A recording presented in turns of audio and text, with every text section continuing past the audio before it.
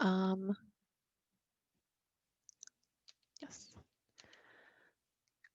Hi, everybody. I'm Sue Baceto. I have this background. I was going to go more professional, but I was just like, we're still in the pandemic. We're still just having our evening together. So thank you all for coming out and or for staying in and for joining us today. And thank you, Christina, for a really great, resourceful conversation about the Career Center. So I'm going to get started and speak about UCLA Extension's Post-Bac program. And I'm going to share my screen. I don't think that I can, so I will speak about it for now.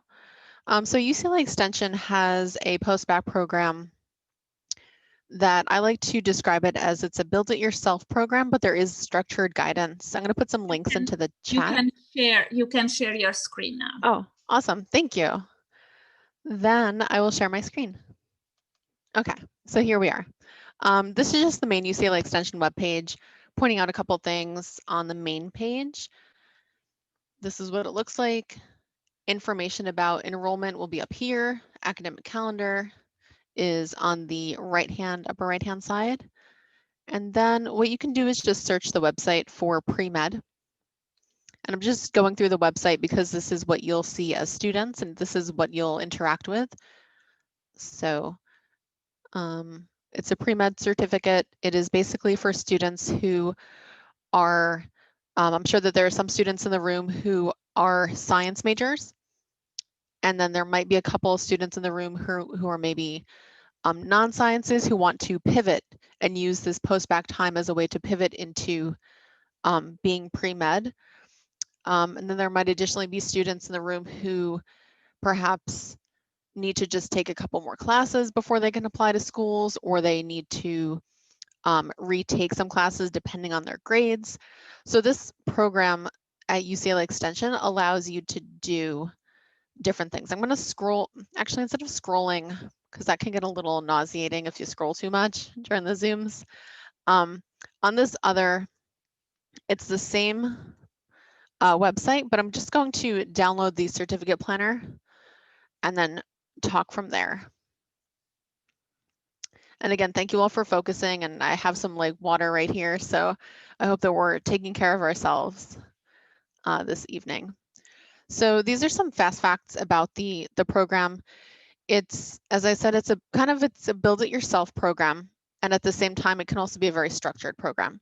So the requirements are such that you would need to take at least 12 courses with at least one category of chemistry, bio, math, and physics. And I highlight this, or I actually, I highlight this to just say that because we might have students from different spaces who are, doing that pivot from an academic pivot, or maybe that academic enhancement, the GPA enhancement. Some students the students who need to take all of their prerequisites could definitely sign up for the certificate. You would naturally fulfill those 12 units. Those 12 courses. And then coming from the quarter system, y'all are familiar with how UCLA breaks down these classes. They are similar to the classes that UCLA offers, except they're offered at night. You're not competing with undergrads yourselves. For classes, for space in the classes, you are basically just going through, depending on your needs, depending on your background, you are going through these foundational courses. Or another thing that I like about this kind of do-it-yourself program is that if you just need to take 5 or 6 classes and then use this program or use this time as a stepping stone to then apply to medical school, you can totally do that.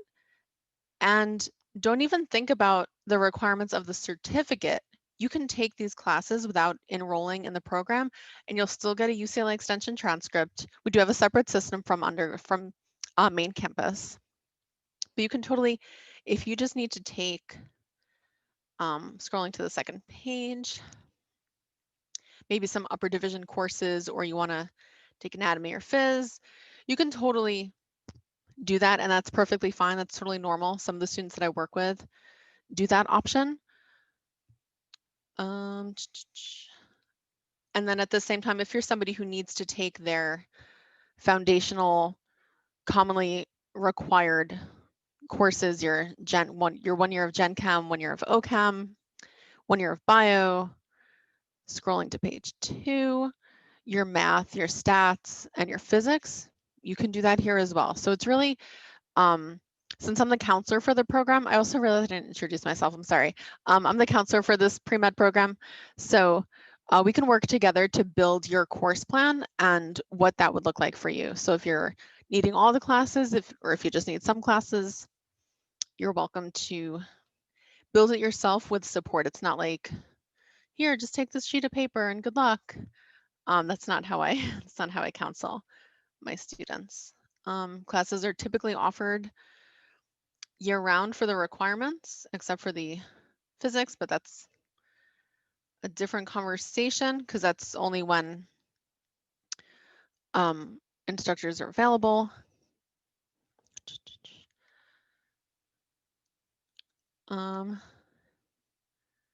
Okay, I see a question, and okay, I'm gonna pivot to answering the questions at about 5:25 p.m. just so that I can get through the some other things that I want to speak about. And you might find that I answer your question through what I'm also going to share. So some of the benefits of the programs, this is kind of like the facts, the course facts about the program. You can start any quarter. So y'all are familiar with the quarter system. We do have, you can enroll any quarter, and then, sorry, when I get easily distracted sometimes by the chats. You can enroll any quarter in the certificate or in classes, but I'm going to speak to the certificate portion now, not just taking classes. There is financial aid available. If you are a certificate student, you can apply for financial aid. If you also get some benefits of getting access to UCLA Extension HANDSHAKE. You can also meet with a career counselor. You can meet with me, the academic counselor. I also do career counseling. You would continue to, you can apply for your another UCLA ID. You'll have a different ID number because it is a different system, but you will have some benefits. I think that one of the biggest benefits is the ability to apply for financial aid, and the requirements to get into the program. Because UCLA Extension, because I work with students who are career pivoters, academic enhancers, UCLA Extension has decided to make this open enrollment. So there's no GPA minimum, there's no personal statement, there's no letters of rec. Like, save those relationships and build those relationships and save them for med school. Save those reflection pieces for med school. There are also, another common question is, are there any research opportunities? No, this program does not have research opportunities. We don't have that connection with main campus. This program also does not have a linkage. And you might be like, wow, why is Sue saying what this program doesn't have? I say it because I like being straight up with students. You're all looking for certain things, and as you're making this comparison, as you're trying to discern which programs might or could work for you in the future, this is helpful to be straightforward. And in terms of completing the program, so if you're going to take all of the foundational courses, it would take you about 1.5 years if you're taking about 3 courses a quarter. If, let's say, you're going to be working full-time and you want to take classes part-time, you can totally do that too. We give students a cushion of 3 years to complete the program because as adults, I mean, even as college students, you have so many other things going on that whatever pace is good for you is the pace that works. Just like you're experiencing now, classes are being given via remote instruction, including the labs. And these XL courses are in alignment with main campus. So whatever main campus is doing for these courses, including the labs, is what we're doing at Extension, so that there's that consistency, since these are UCLA undergraduate equivalent courses. And if you're anybody, or if you know anybody who's considering these other options, there are pathways for those. But since we're pre-med, I'm just speaking about pre-med. I'm going to quickly go into the questions and then see where to go from there. So question, if you only need to take a few courses, can you still qualify, get financial aid? Technically, the financial aid is tied with being in the program. So if you're somebody who only needs to take 2 courses or maybe like a handful of courses, you probably wouldn't do financial aid. Maybe you look for independent scholarships, or you, there are discounts if you're a UCLA alum. So that you can do that option, and you have to be, just like with getting HANDSHAKE with the Career Center, when you graduate, you have to be part of the Alumni Association. So definitely look into the benefits of that, because you definitely do get some benefits. Next question, how long would it take to do all of the pre-med required courses?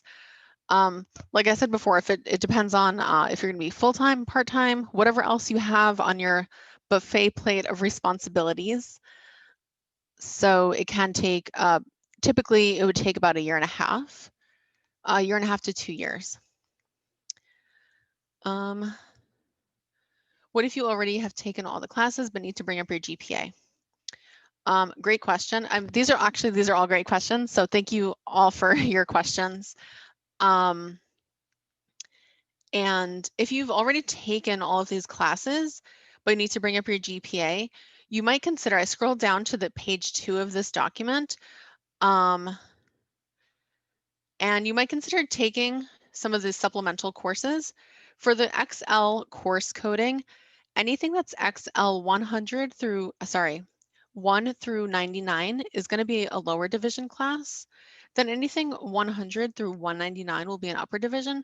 So maybe there's an upper div or a couple upper divs that you're interested in the same let's say like the transition to college is hard. So let's say maybe your Gen Chem grade is not where you would want it to be, but you know that you've succeeded in organic chem, and maybe you decide, okay, well, I want to further demonstrate that chemistry knowledge, then you might consider taking biochemistry to just demonstrate that. Some students choose to retake, but it really depends on that individual conversation to see the grades and things like that. But you might consider doing that, taking upper divs or taking something from the page 2 of this. And you also will notice that UCLA Extension does not offer as many courses as UCLA main campus. We do have something called Concurrent Enrollment, which non-matriculated students, so like somebody like me or like my students, can apply to take main campus courses, but that is going to be a pay per unit fee. Oh, and I guess I should mention the fee for this. Whether you're in the program or just taking classes, it's going to be pay as you go. And the classes you can see online, the classes are typically about $935 to about $1,010, with a couple exceptions for certain lab courses. But just to be aware of the cost, the estimated cost is about $15,000. So just to be aware, to have that as part of your notes. So now I'm just going to strictly do questions. Not a silly question. Someone has a very valid question. If I already took all the courses, could I just get a certificate when I apply? I wish that were the case. You would have to retake your classes at UCLA Extension, but I love where your head's at. Do you know what the discount for alumni is by chance? Cost of attendance per quarter per year. So the cost of attendance is truly that pay as you go. So if you just take 2 classes, let's say $935 times 2, $2,000 plus the cost of books. I can't type and talk at the same time. I was going to search for discounts, but you would search the website for discounts and go from there. I do want to be mindful of time. So I'm going to go to a couple more questions. Do international students need an extra visa after graduation? Yes, so what you would do is you would connect with our international student office. That email address is I as in international, S as in student, O as in office at uclaextension.edu. And then you can go about that process. Make sure to be proactive about that. And even like if you're applying, let's say you want to, since you can start it in any quarter, some students when they graduate in spring, sometimes they choose to start in summer, or sometimes they choose to start in fall or winter. So keep that in mind also. Um,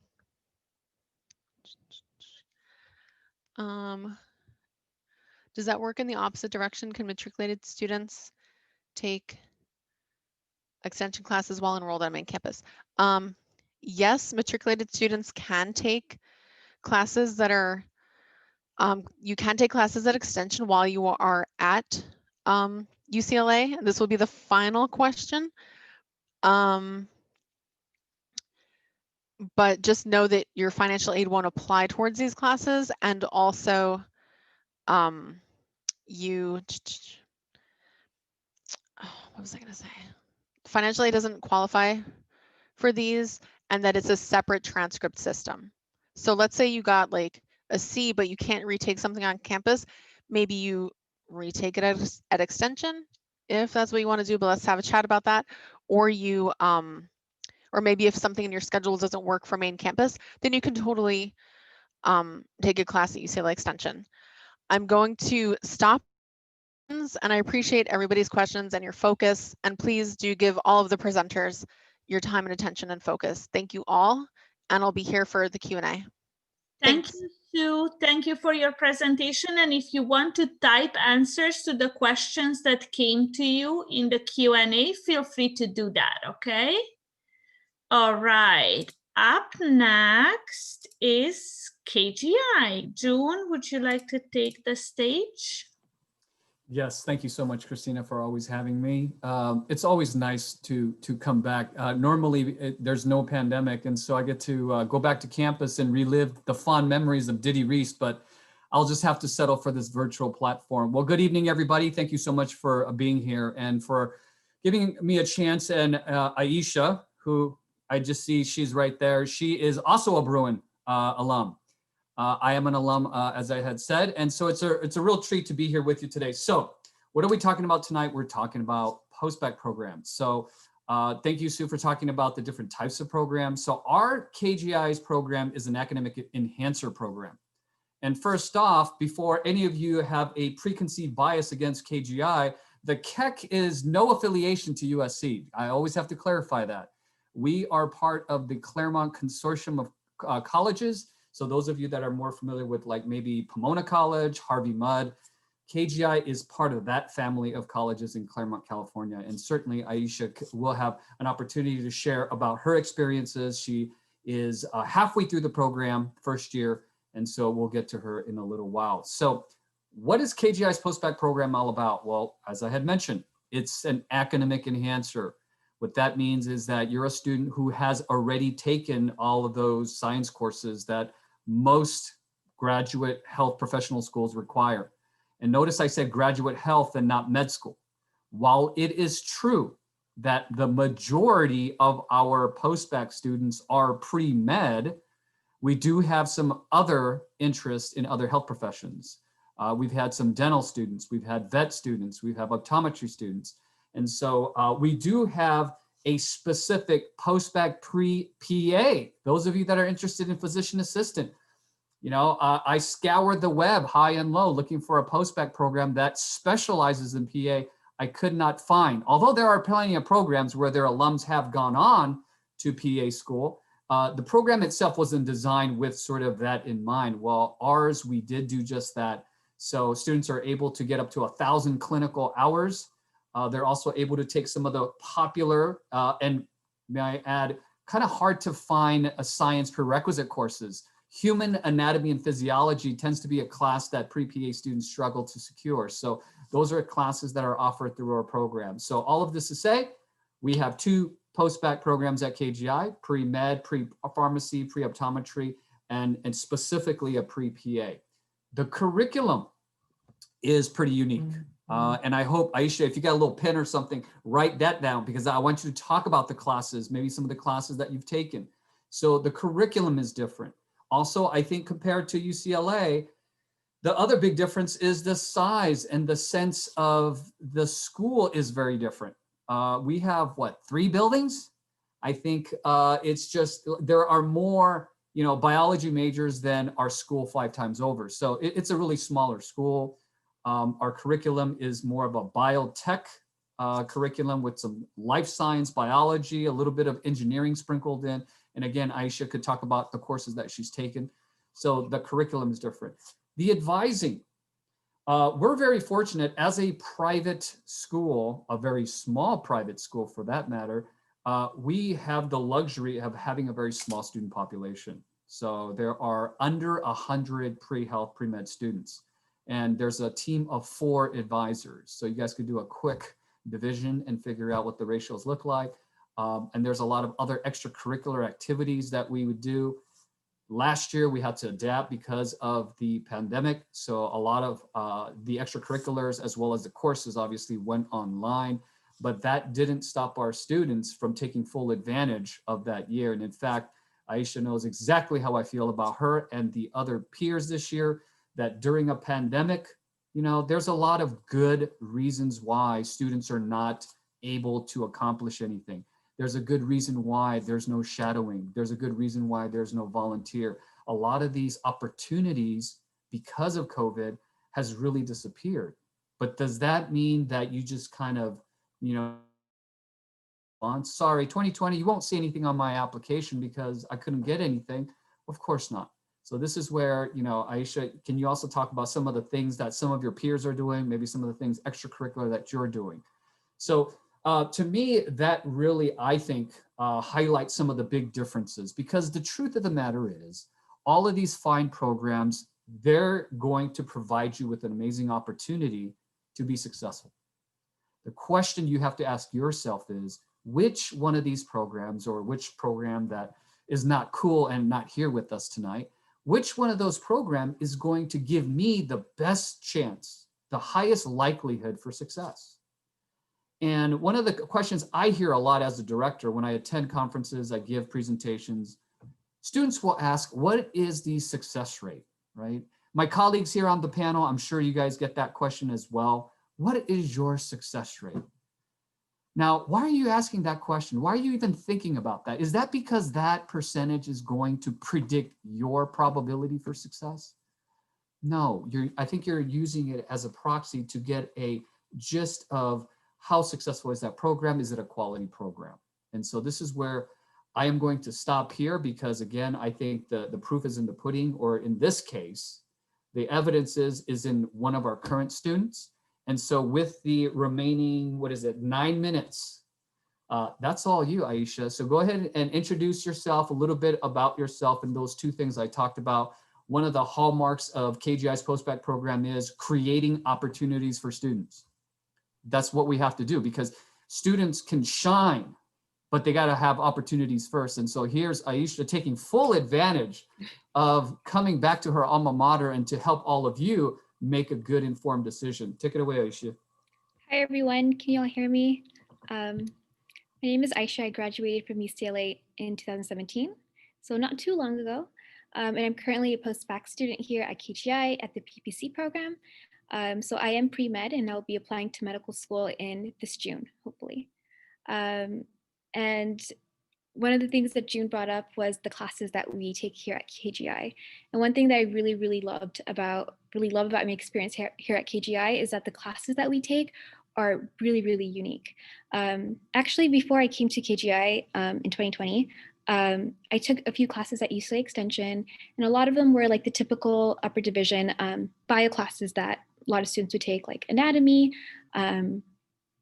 But here at KGI, what's really different is that the classes that I'm taking are just classes that you wouldn't be able to take anywhere else. So for example, a class that I just finished last semester, it's about medical devices. So it's an introduction to medical devices. And this entire class, all we did the entire semester is design our very own COVID test for patients to take at home. So it was a group project. The entire class worked on it together, and we basically learned everything from the science behind how a COVID diagnostic test, like an at-home device, would work, to like the hardware aspects of it, to learning about FDA regulation. It's quite interdisciplinary in nature, which is something that was very, very unique. And that was something that was really interesting. And what I really liked about this class is that I then got to talk to other people, just because, you know, the pandemic is happening right now. I got to like explain about like the various details about the COVID testing that's currently happening right now. As we know, we have like the PCR tests and we have the rapid test. I was able to learn all of that information, able to tell people about why these certain tests are good for them or when they can or cannot take it, because I myself designed a test in this class. So that was something that's really unique. Another class that I took was a virology class, which I also had a lot of fun with, because we got to learn about vaccine development and how vaccines are designed. And then one thing that we got to do in class is get to develop our own vaccine for a disease that hasn't been created yet. And a lot of things that we did is also study the COVID vaccine. And something that I really had a unique experience with is, well, currently I scribe at a medical office, and we have a lot of patients that come in or that we talk with on the phone as well. And they're very, very skeptical about the COVID vaccine, and there's a lot of fear, which is quite understandable. So something that I really got to do is that I took everything I learned in this vaccine development class, and I got to talk to my patients, whether it's on the phone or in person, and explain to them like the benefits about the COVID vaccine. And that was something that was really, really unique to me. In terms of extracurriculars, so we're fully virtual this year.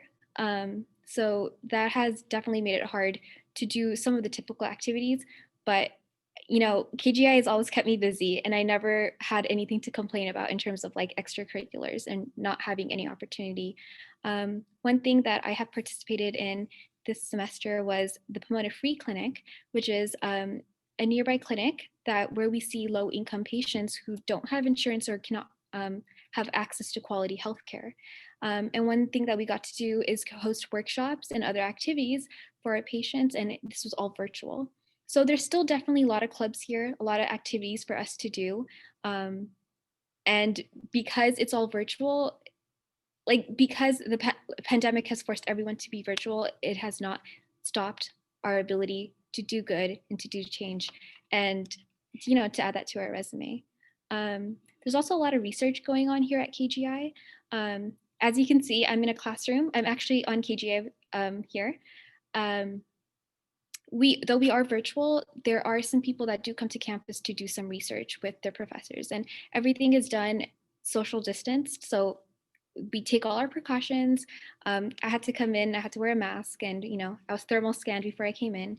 And there's also like research opportunities that you can do that can be virtual. And a lot of this could be literature-based type of work. So there's definitely a lot of opportunity here. And the best part that I like about it is that there's always something that you can be interested in. June was talking about how our school is very bioscience and biotech heavy, but there's a lot of aspects to that that's really, really that you can find. For example, I never really thought I would be interested in like hardware or like the tech aspect of it, but then when I came to KGI, like that completely changed.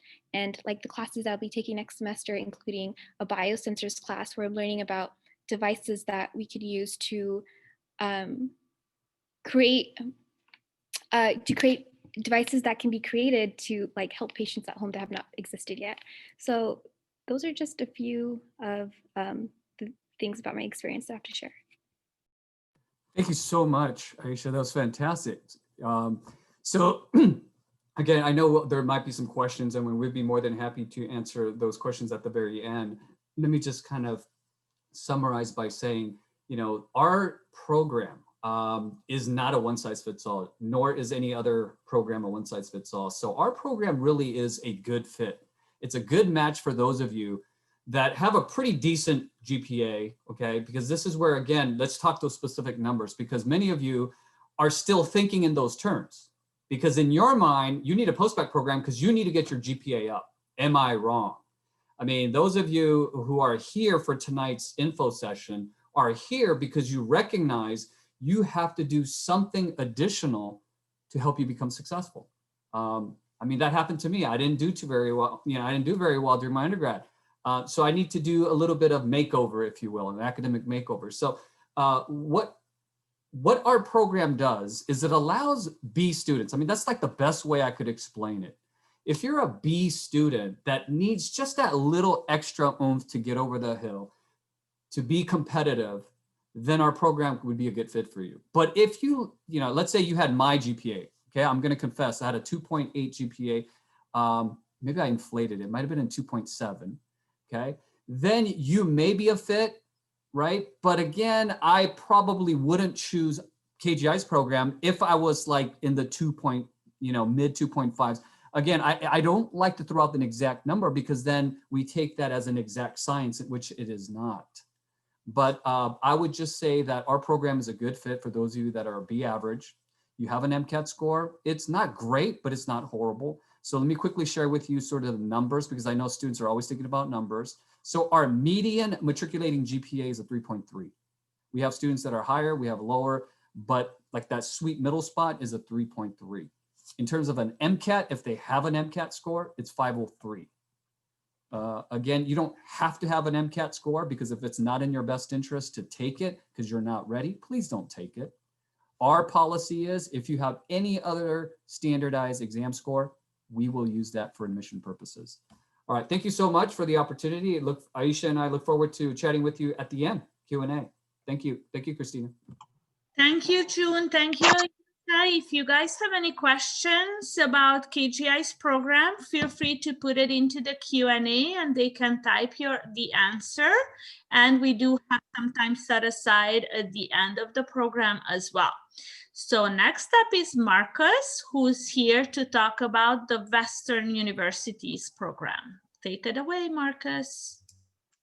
Thank you, Christina. Good evening, everyone. My name is Marcos Villa, and I'm here with two of my current students. We're here to talk to you today about the MS program at Western University of Health Sciences in Pomona, California. I did put together a PowerPoint for you, but I kind of liked the style that KGI took here with just the speakers on camera. So I think I'm going to steal that approach. It gives the three of us an opportunity to answer your questions as they pop up. And I really liked hearing from the students. So I think you all will as well from us. But again, my name is Marcos Villa. I am the Director of Student Affairs in the Graduate College of Biomedical Sciences, one of 9 colleges at Western University of Health Sciences in Pomona, California, as I mentioned. The Graduate College of Biomedical Sciences is currently the home to 2 programs, including the Master of Science in Medical Sciences. That's what I'm here to talk to you about today. Western U was founded back in 1977 as the College of Osteopathic Medicine of the Pacific. Some of you may know us as a part of our medical school. As the college grew, it added programs that dealt with allied health professions, nursing, veterinary medicine, and so on. And so as the university grew through the next couple decades, again, we were founded in 1977, we did continue to grow through the 80s and 90s. And around 1996, 97, the university planned and started to rebrand as Western University of Health Sciences to better capture what we have to offer. We are, in fact, a comprehensive health sciences institution. Back in 2009, our campus nearly doubled in size with our College of Dental Medicine, our College of Optometry, our College of Podiatric Medicine, and our Graduate College of Biomedical Sciences. So again, we are considered a comprehensive health sciences institution. We have nearly every health sciences program you can think of, nearly. We get pretty close. And that's all we do. We're a graduate level institution, health sciences only. So, you know, we cater to a very specific group. And then that allows us to provide an interprofessional setting for our students, especially when we can be on campus. The pandemic has changed that a little bit for us, but we can talk a little bit more about that later. Again, our program started back in 2009, so we've been around for a while. The program started with the college when it was founded. And so we've got over a decade's worth of data to prove what we do is on par with what professional schools are looking for in our students. Success rates came up earlier, and we've been pretty successful in transitioning our students to professional programs. So again, the MS program, I'll refer to us as that from here on out, is what we're here to talk about specifically. We do fall into the special master's program category. I apologize for not being here earlier as you reviewed the different types of post-bac programs, but hopefully you had a chance to hear a little bit about special master's programs, or SMPs. As you are looking for different options for your post-bac choices, SMPs are one of your options. And again, we fall into that category. We are a master's program, so you would leave us with a master's degree. It's a one-year program, and we've got some pretty specific goals.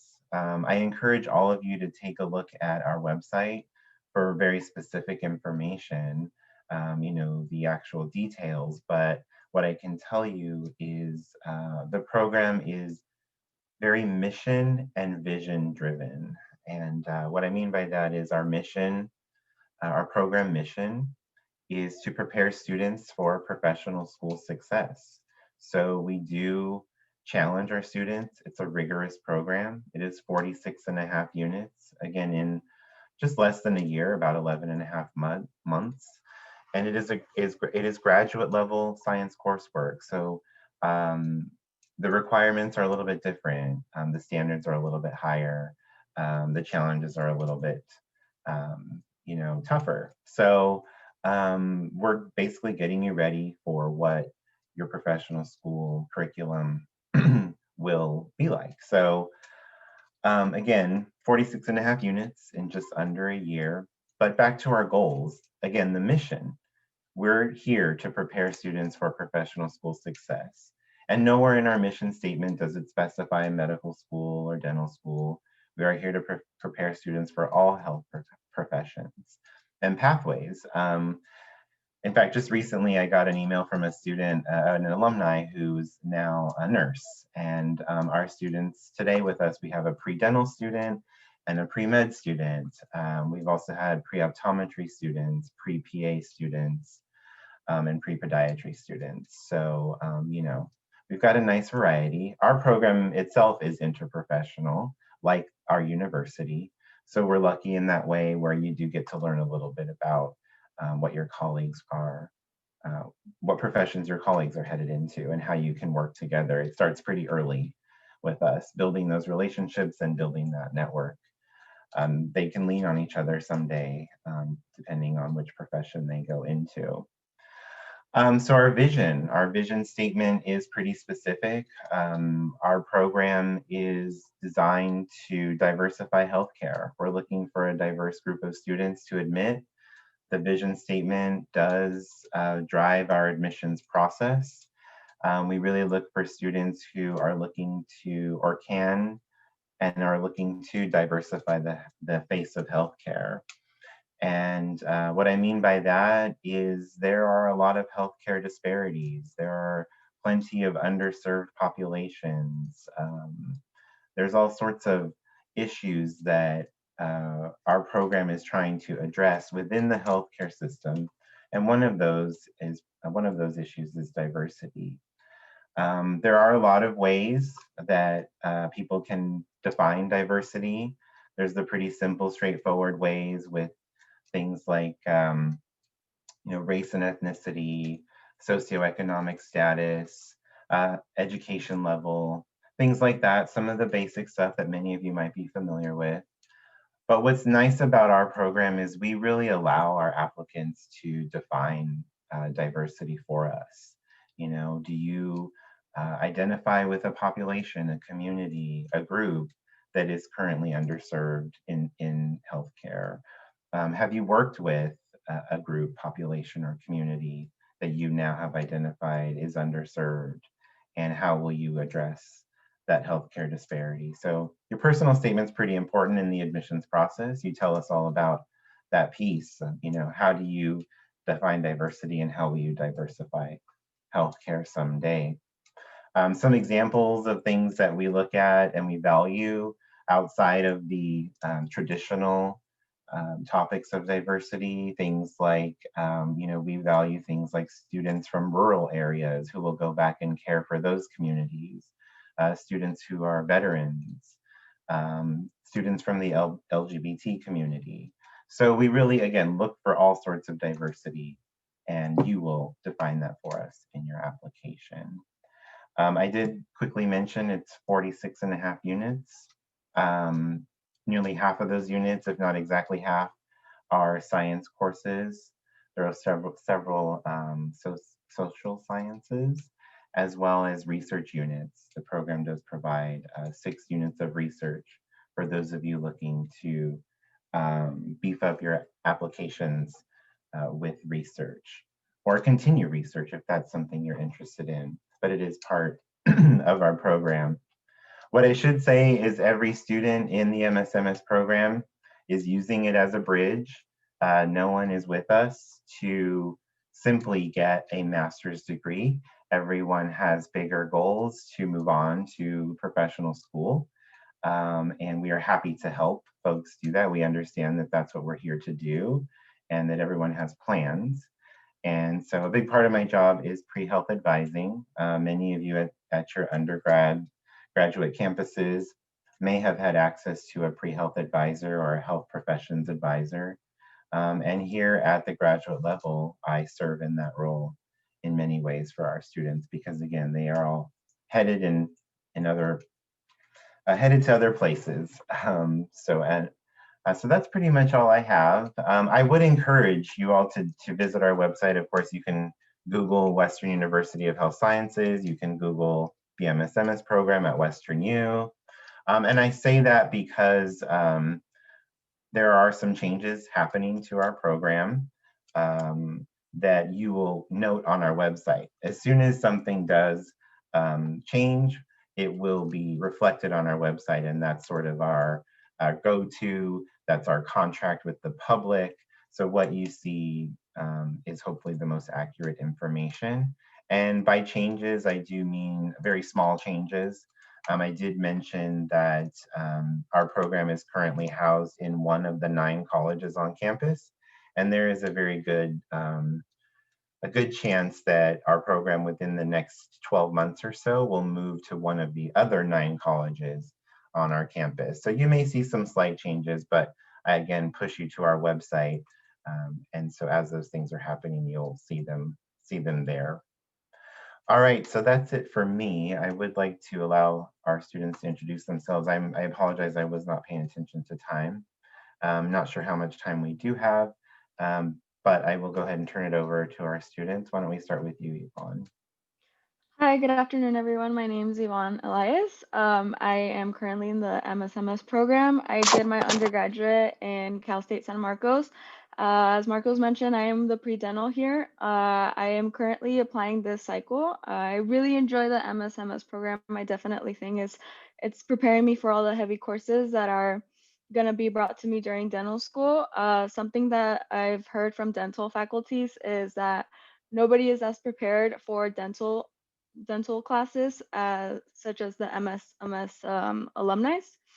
I really have enjoyed it. It's exposed me to research. I am currently doing research with one of the dental faculties. So as Marcos mentioned, it is more like a bridge. We're exposed to all these faculties and getting to know them, and they're getting to know us. So basically it's a year program, but it's also a year of interview where you get to show what you got and learn as much as you can. Thank you.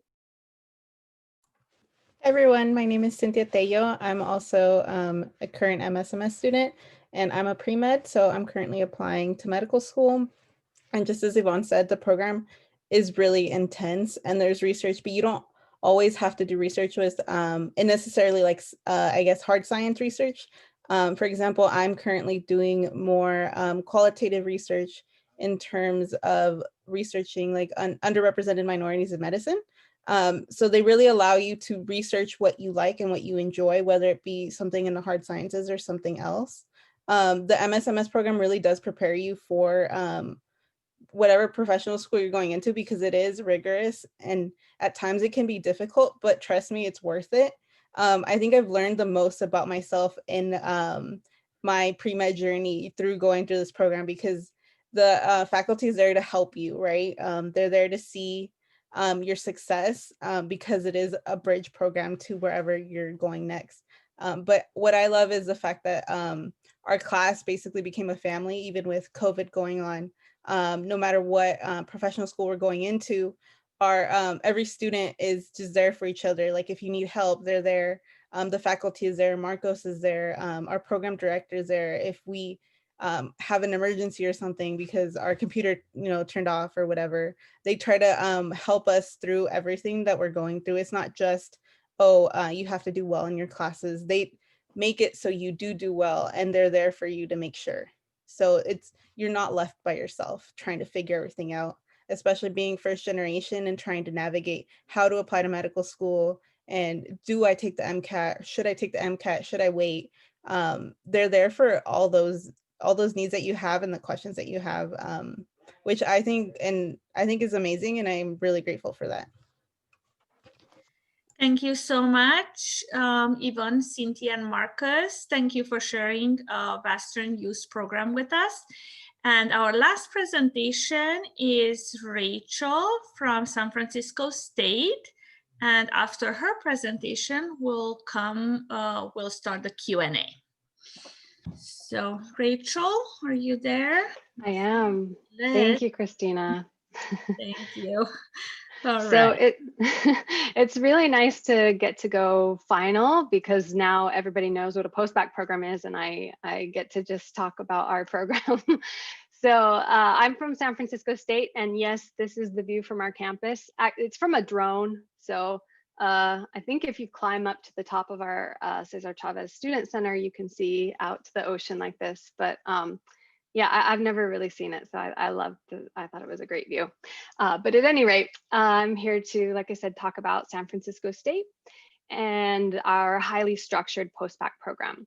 So of course, post-bac program, as you've learned, provide prerequisite and elective coursework for pre-health students, and our students can be from any track. So of our largest population is definitely pre-medical students, but we have a really significant number of pre-PA, pre-dental, pre-nursing students as well. We've got pre-PT, pre-podiatry, veterinary, optometry. You get the idea. So we serve both types of post-bac students, both career changers and academic enhancers. And so we offer all of the basic science prerequisites, as well as a lot of really unique electives. So a lot of our students that are academic enhancers usually come to us as biology majors, and so they need really unique courses. And so we like to offer a lot of really unique courses. Some of our professors have developed courses specifically for our students so that they are fresh. And one of our students is here with us, and he's kind of done that. So maybe he'll talk about some of the courses he was able to take while he was part of our program. And so one other thing, so about our courses, they are post-bac only. So they're only the students in our program, and that's what leads to pretty small class sizes. So our courses can range from about 20 to 30 students. Some might get a little larger, 40 students or so, but they all are pretty small. And we have a really dedicated group of professors, which are really a lot of the heart of our program. And it's really nice because students get a chance sometimes to take a number of courses from the same professor, and that can be very helpful when getting to know your professor, having office hours, getting a chance to really grow with them and learn from them. And, you know, when it comes time to getting letters, they have had a chance to usually see people in multiple classes.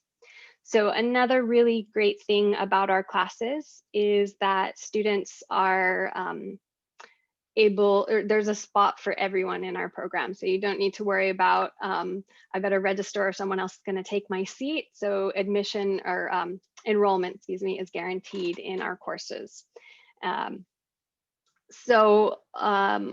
Courses, definitely, I know that some of my colleagues past talked about what type of courses you're interested in taking and in working on bringing up your GPA.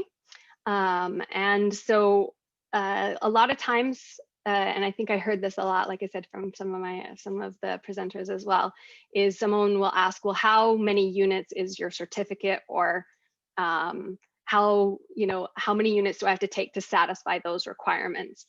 And that's unique to each student. So what I think is one of the most important parts of our program is the really strong psychosocial support we give. So the first thing is really personalized advising. So I am one of 3 academic advisors in the program, and we work with our students. I'm actually doing a lot of new student advising appointments right now. Our semester is about to begin in a couple weeks. So this is really fresh in my mind now. I sit down with them, we go over, do a GPA calculation for their overall GPA, for their science GPA, or their BCPM GPA, which is biology, chemistry, physics, math. We go over their year-by-year GPA. I think it's really important that students know this about their profiles, because that's what allows them to understand where they're at and where they might need to be.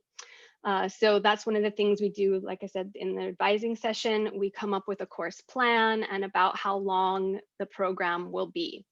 So some of these things are a little more straightforward. For example, a career changer that we're coming into our program with none of the science prerequisites, they take about 5 to 6 semesters to complete.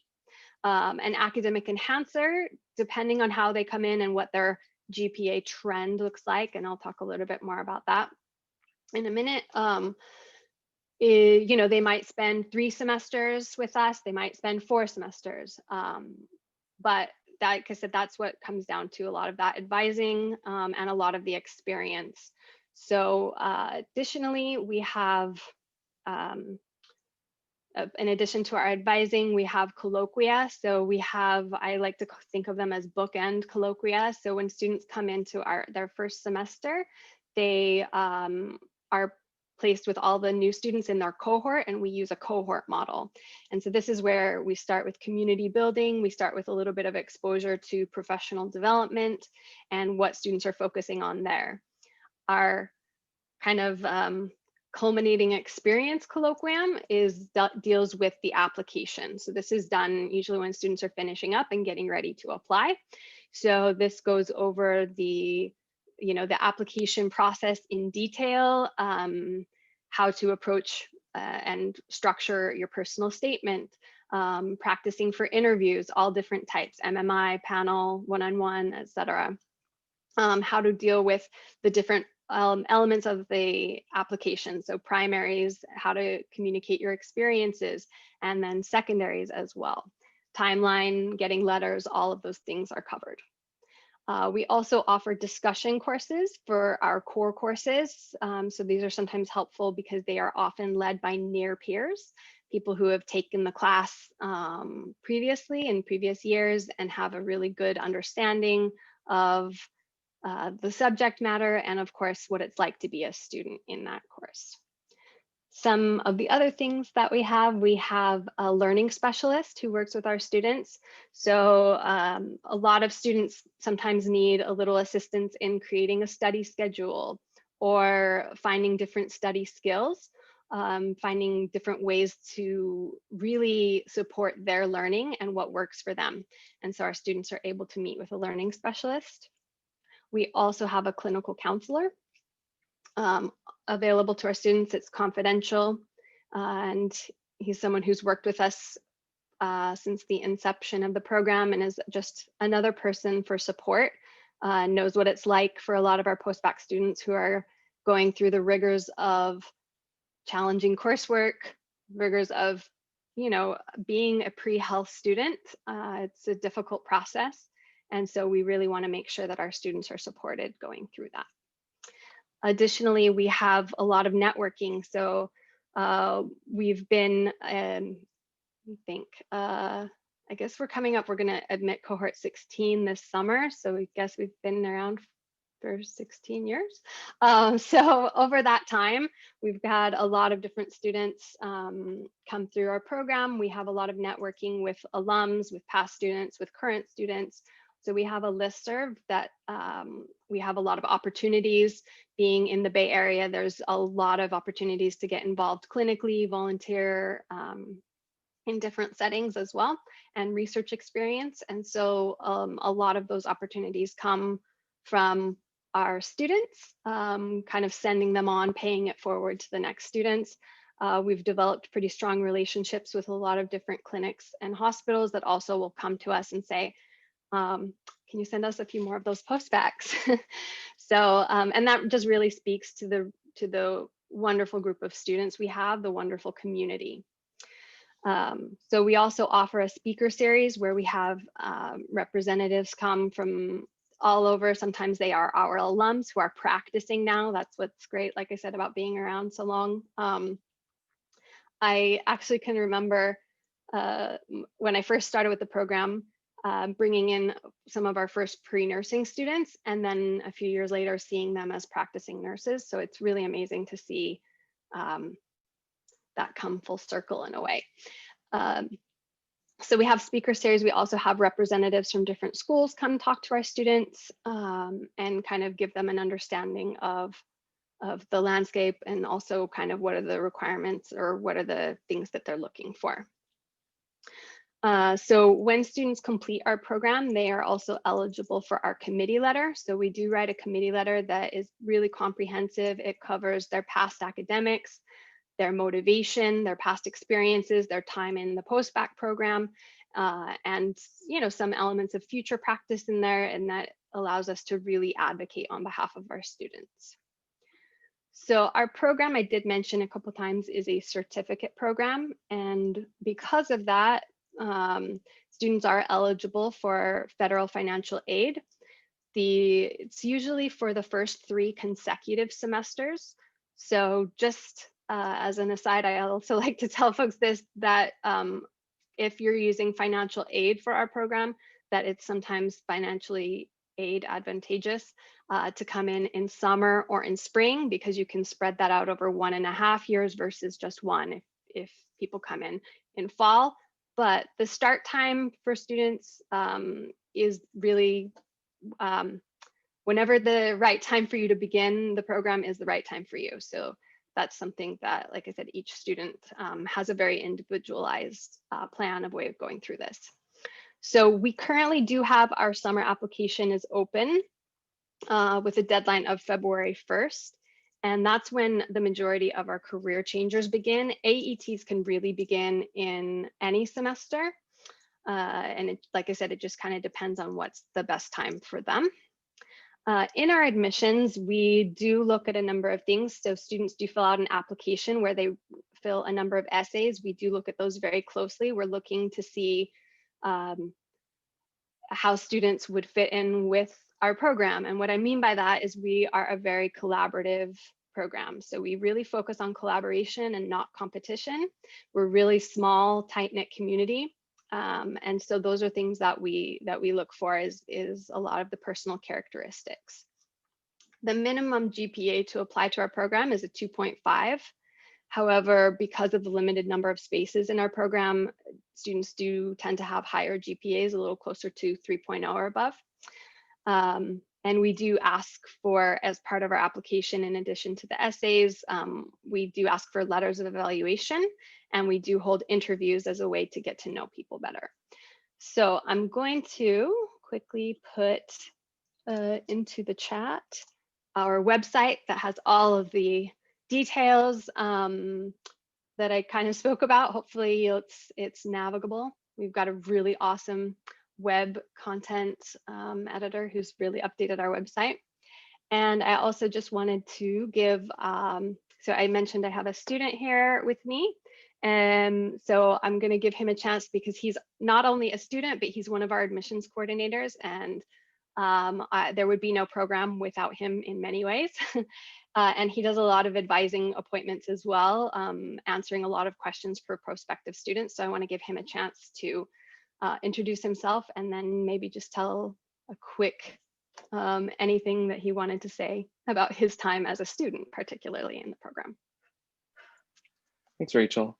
Hi, everyone. My name is Ryan Lee. I actually began the Postbac program in fall 2018, so it's been a little while now, as an academic enhancer student. And I started my position as an admissions coordinator back in January 2019. So it's been some time for that as well. But I took about 3 to 4 semesters of full-time coursework, and I'm now currently in my medical school admissions cycle. And so I guess some things that I did want to say about the time that I've been in the program is that I think Rachel mentioned that I can talk about some of the classes. And so there were a lot of great classes, things like MOPATH, molecular pathophysiology, cancer biology. Those are 2 examples of some of the classes that I thought really exemplified how the courses in the program are structured. And so besides having such great professors who are really there and available for the students, these classes are really designed to not only just help you learn material, but also help students to critically analyze and go beyond the material. And this really helps and really helped me during the time when I was preparing for my MCAT, considering CARS and all those science passages are all about critically analyzing. And so besides the academic content, like Rachel said, the community of the program is something that really drew me into it in the first place. And I've really been privileged to help foster that in my position as an admissions coordinator. So it's really great to see, my peers go through this program together as a group with like-minded people who are all driven into the health fields, for whatever initial motivation. They've really found a solid group of friends here that they can go through all the challenges and struggles as a pre-health student together and go on into their respective fields. Thanks, Ryan. Thank you, Rachel, and thank you, Ryan, for representing San Francisco State's program. And now we can open up for questions. So all of our panelists are here.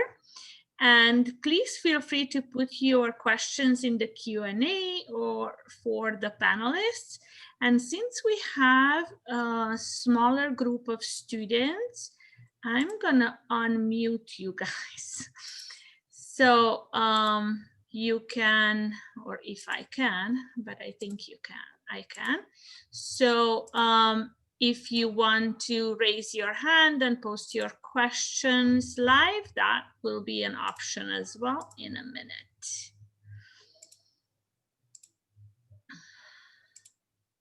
So who's gonna be the brave first person? That's always the hardest to ask the first question.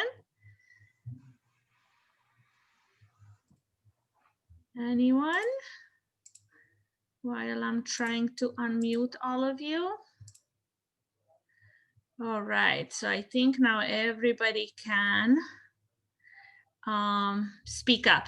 While we are waiting for questions, I have one on my own because this is what I get from students most often, is that how your application process has changed due to COVID-19.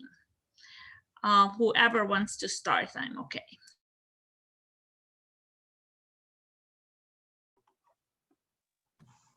The only change at KGI's application is the interview before pandemic was in person, but we always made exceptions for students who are located at a greater distance. So we have a lot of out-of-state students as well. So we did virtual interviews before pandemic.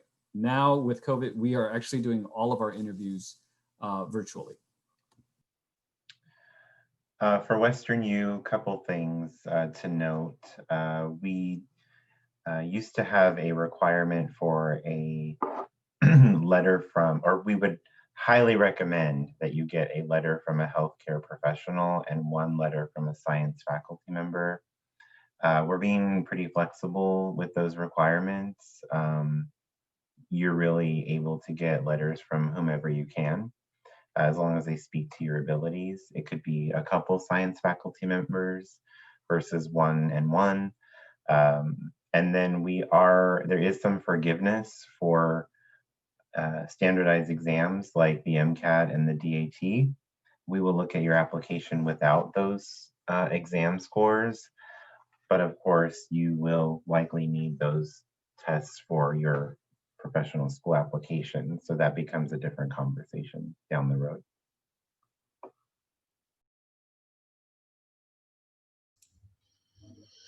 Anyone else? Rachel, anybody, anything changed for you guys?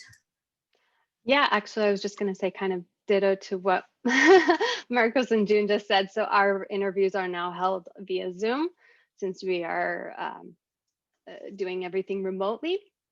And then being a lot more flexible as well in terms of the letters, knowing that it's much more difficult right now to get clinical letters. You make me very happy about the flexibility regarding the letters, because students are really worried about that part, both for post-bac and for their professional schooling. I get a lot of anxious students who don't know how they're gonna obtain those letters. So now I have a question, because we are still waiting for students to work up the courage to ask a question, but I have a question for current students. I know that this was a very unique experience for you guys because of COVID. What was your favorite thing about attending these programs in these times, and what was the most challenging part of it? Yeah, so I can kind of touch up on that. At the beginning, I have to be honest, it was very challenging adapting to online learning. Something that I really liked about it, though, is how easily you can access the help that you need. I can easily email a professor, they'll hop on Zoom and we can talk it out. Or you can easily meet up with groups and, study with your cohort. So I think that's the best part of it. And honestly, with the new situation, you learn how to connect with people online. You think it's very difficult to connect with someone because you're not with them in person, but you learn to make relationships, and you learn to make relationships with your professors as well. I agree. In terms of like scheduling, being able to meet with your professors and other students, I think one thing that I was really surprised by is like how much better and more efficient my time has been spent, because literally after you end one meeting, like I don't have to run from the hill all the way across Jan steps, just to attend another meeting. I can just sit there and then turn on Zoom and then have those conversations that need to be had. So that's something that's really great. And here at KGI, we do a lot of group work. So personally, that was a bit challenging because group work is not always easy, but doing group work virtually was not always easy. But for some reason, it has been a really great experience because we were able to learn how to navigate these different interactions. And especially through the pandemic, I could only say good things. Thank you. There is a question for Marcus. What is the name of the SMP again for Western U? It's the Master of Science in Medical Sciences program, the MSMS program.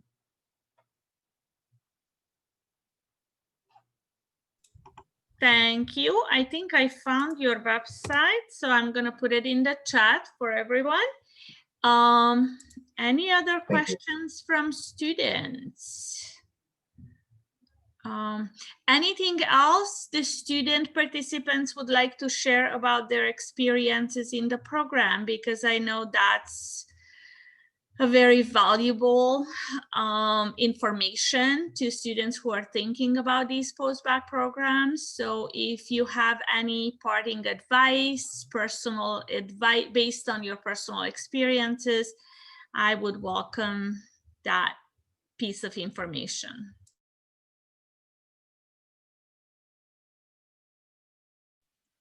I can give a little advice. So I guess the biggest thing that I'd recommend to any student going into any program is to really take advantage of any resource that's offered, because if you don't take advantage of them, then they pretty much don't exist for you. So whatever program or education program that you do go into, make sure that you really take the time to reach out, know what's available to you, and definitely, I wouldn't say exploit it, but definitely, make sure that your time spent in that program is spent efficiently and maximizing what you do. Yeah, I definitely agree with Ryan. Western U has provided us with a lot of resources. Something that we had during anatomy was teacher assistants. Those were really, really huge help for us. And also, our professors are always willing to do office hours, and that's very helpful. I think something that I learned that I would give advice to anyone coming in is to be adaptable and with your studying techniques, because something that was told to me by alumni was your study habits are going to change. Like whatever you did in undergrad, that's definitely going to change, and don't expect to do the same thing as a master's. And I learned that the hard way, but I definitely agree with it. You have to keep trying until you find something that best fits for you and works. I think going off of that too, go in with an open mind, because you're going to experience things, at least in our program, you're going to experience things that you were not ready for. And sometimes that can throw you for a loop. But if you're open-minded, it'll help you be a little bit more adaptable, and you'll be able to, I guess, learn better that way. I had a certain thing stuck in my brain at the beginning of the program, and I had to let that go in order for me to grow and to become a better student. You have to learn to let go of things, especially your study skills, because trust me, they're gonna change completely. Thank you. Go ahead.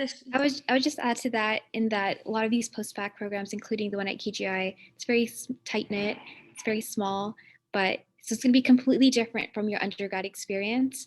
So there'll be a lot of adapting, but I think it's only for the better, because it's a really enriching experience that you have with your professors and with your students that I never really had when I was at UCLA. Thank you so much for all of that. We have 4 more minutes. So I want to say thank you for all of you for taking the time to be with us today. If any of the student attendees still have a last minute question, now is the time to put it in the Q&A or ask in person. If not, I might be able to give 4 minutes back to your lives. Thank you again for being here with us, and I really appreciate all the great information and advice that you have shared today. And hopefully whoever attended the program will have a better time choosing their post-bac programs because of you.